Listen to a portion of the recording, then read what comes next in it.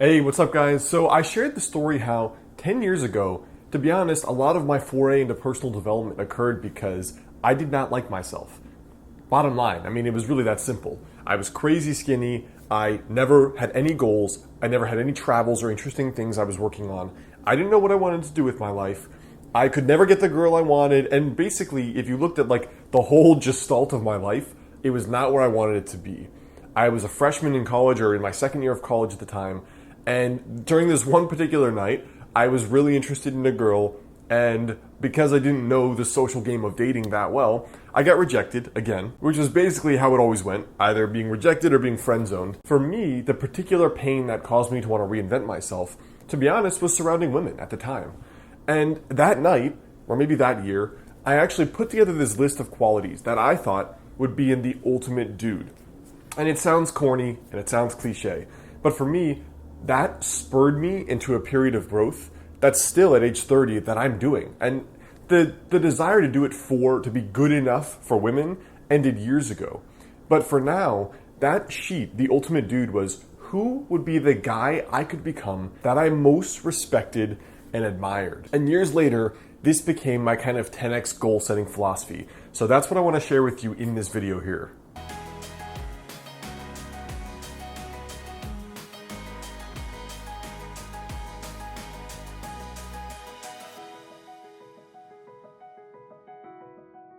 What's up, guys? I'm Alex Hine, author of the book Master the Day and Milk the Pigeon. Now, during those depressing nights, during that time period, when I realized that, you know what? I want this certain level of life, and at that time, when I was 18, I was like, I want this certain level of woman, but I wasn't that certain level of guy.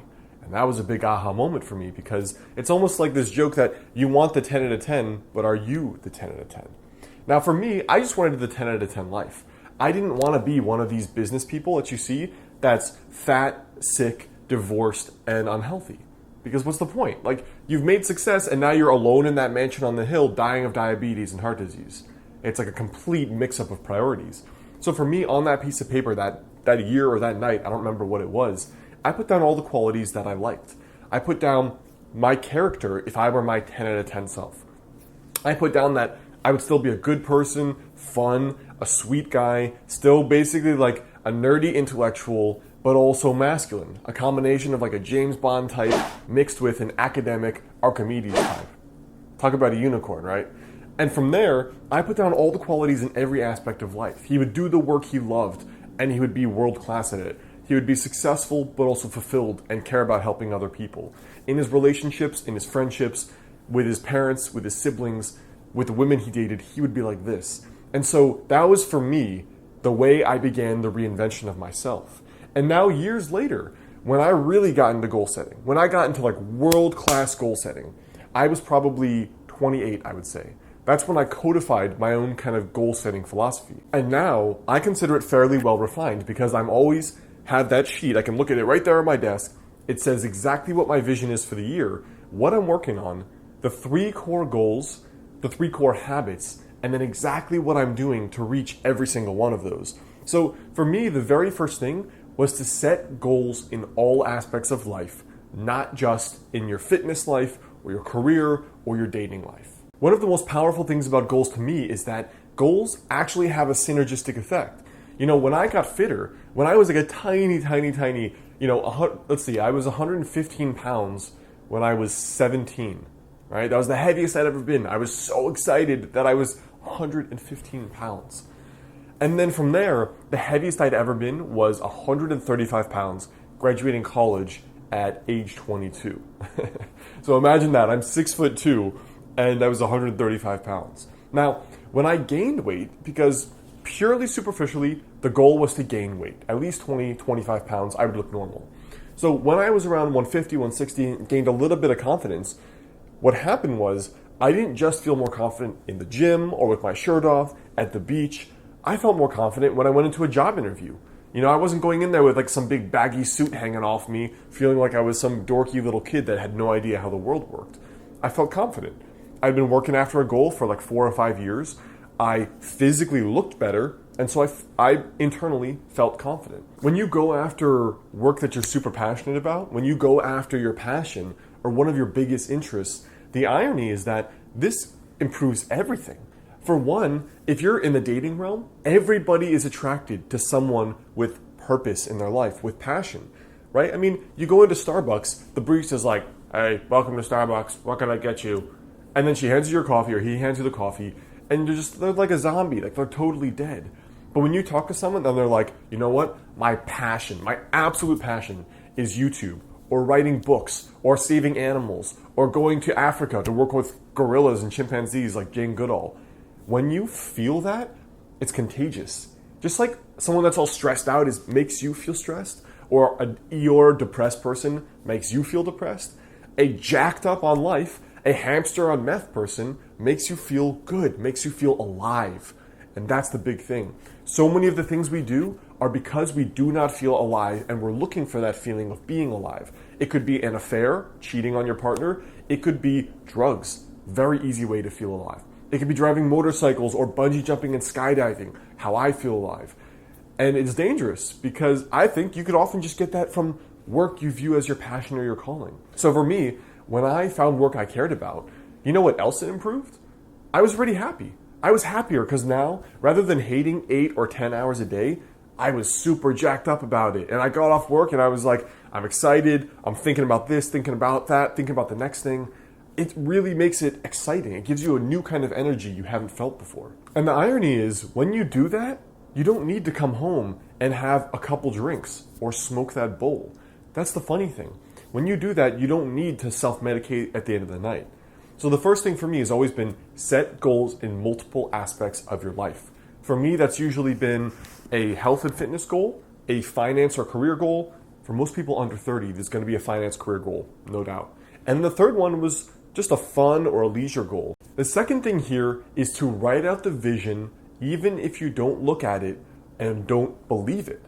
So when I was, 28 or 29, I wrote down this vision when I was still back in Connecticut.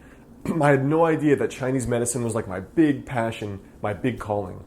And I wrote down exactly what I wanted. I wanted to be in this new apartment for $1,000 a month, and I wanted to work for a guy or a person that would give me work that was fulfilling, that would give me useful skills later in my life, that paid me $5,000 a month, that was fun, and where I was like the linchpin. I was a very key role.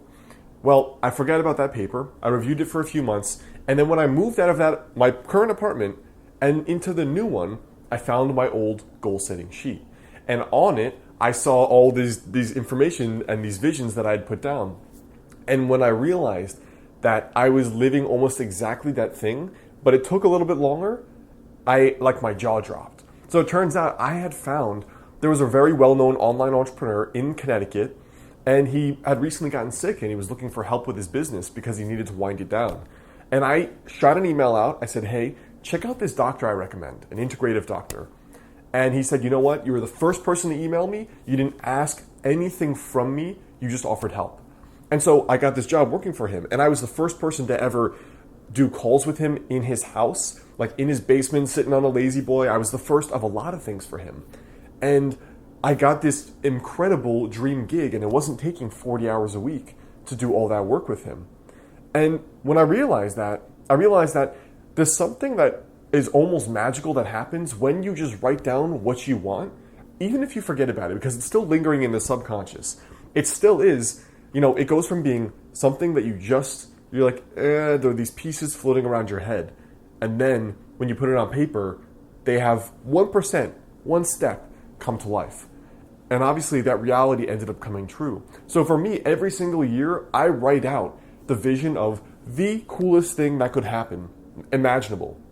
I put that on paper, and then I review it every morning, just to kind of subtly prime my subconscious. The third strategy here is to dedicate one strategy page per week. Now, when I was beginning this journey of reinventing myself, about halfway through, I was really struggling with my business. I had a full-time job still. I was working crazy hours, and it sucked.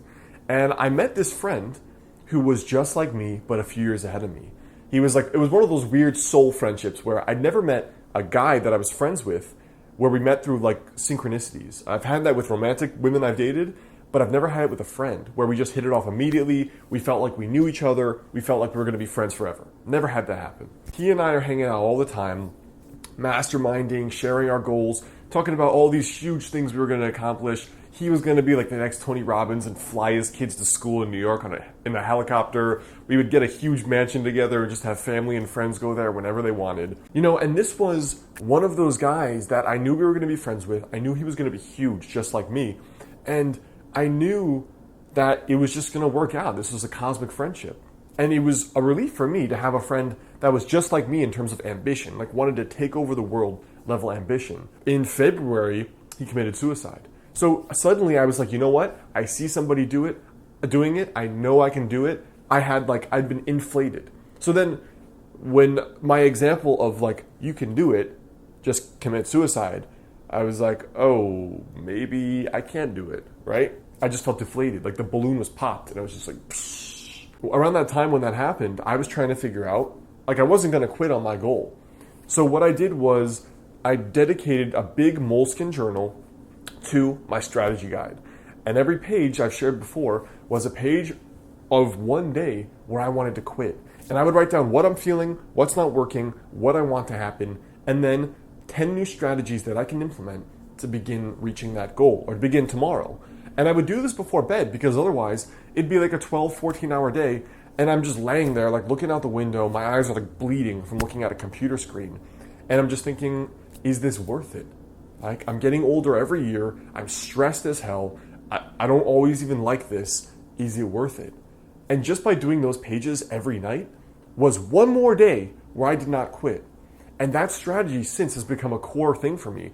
Whatever long-term goal I'm going after that's not easy, I need to have a strategy book. So for sure, I'm going to have one for medicine and for my patients that don't get better in the future. But for me, this has been a completely game-changing habit. So I hope that helps you guys. Those are 3 strategies I have used and still continue to use every single day and every year to set goals that were bigger than I thought I could achieve, and instead winding them back down and making them practical daily rituals. So before you go, I want you to leave a comment there below. Let me know for you, or what are your 3 goals that you could put on this list? Comment there below. Hey guys, it's Alex. I hope you liked this video. The best way to stay in touch is to grab that free guide on my site, 5 daily habits to help you lose your next 20 to 30 pounds. And if you like this tiny daily habits approach, come check out my book called Master the Day. It's all about the tiny daily success habits I learned interviewing people that lost over 100 pounds and kept it off years later. You can check it out in the description there below or on Amazon under my name, Alexander Hyde.